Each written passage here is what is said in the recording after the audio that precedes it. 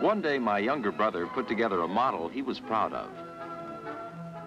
It was a model of the human skeleton. He thought that I might like to see it. I was busily studying for a test when he came in. He had done a good job putting the model skeleton together. I was very interested in his model because I'd been studying the human skeleton in an anatomy course I'm taking in college. In fact, I'd been studying a drawing of the skeleton. I'd been reviewing what I knew about the skeleton.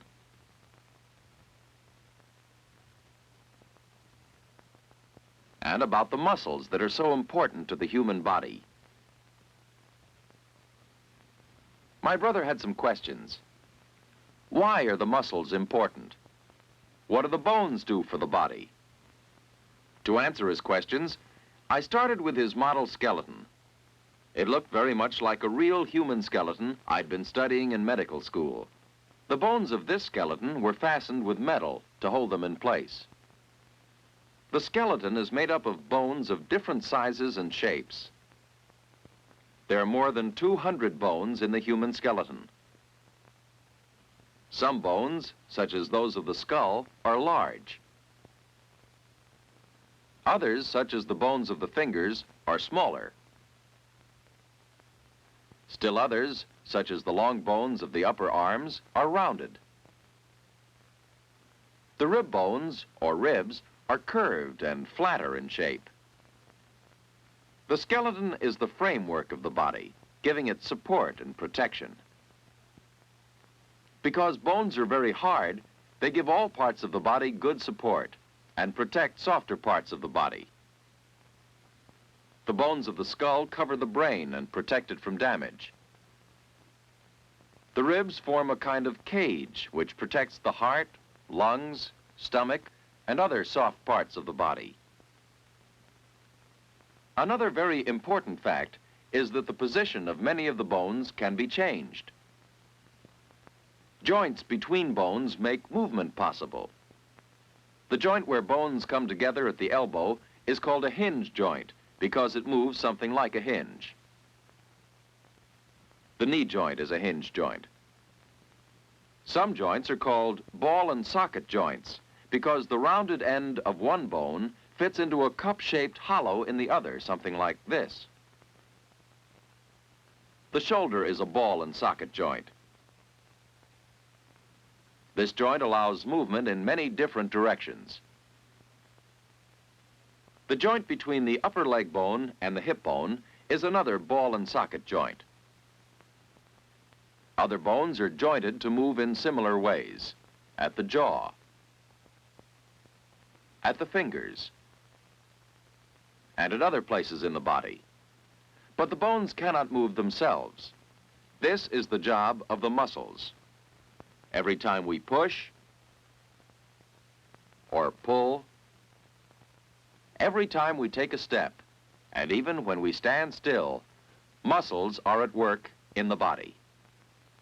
The muscles which cover the skeleton look very much as they do in this model. It shows us that muscles cover the bones of the skeleton. Muscles, like bones, are of different sizes and shapes.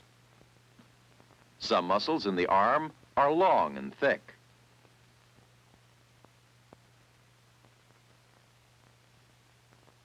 Some, such as this muscle in the neck, are thinner and flatter.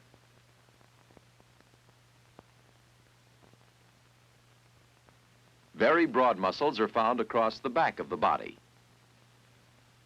These many muscles are called skeletal muscles. They work together with the bones to move the body. But because the skeleton is covered by these muscles, most of the bones can't be seen. A good way to see how skeletal muscles and bones work together is to study the muscles in the leg of a frog. This long muscle is thickest at the center and becomes thinner at each end. It moves the lower leg bone. At the ends of the muscle are tendons. A tendon is tough white tissue which attaches a muscle to a bone. A small electric current will stimulate these muscles to show how they move. When this muscle is stimulated, it tightens and pulls the lower bone in this direction. When the muscle on the opposite side is stimulated, it pulls the bone in the other direction. So, muscles work in pairs to move bones in more than one direction.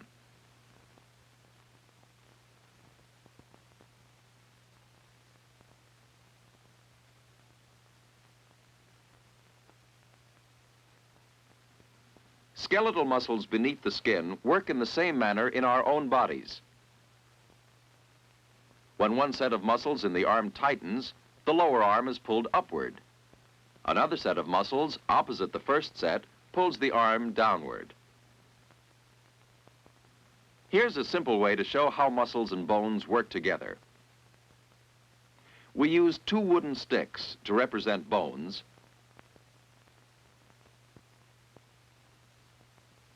a hinge to act as a joint, small screw eyes to represent tendons, and steel springs to do the work of muscles. As one spring tightens, it draws one stick toward the other, working like a muscle. The opposite spring is stretched as the first spring tightens. This spring will straighten the sticks by pulling them back to their original position. This demonstration shows how skeletal muscles work in pairs to move bones. The muscles which control the movements of the bones of the body are often called voluntary muscles because we can move them whenever we wish to.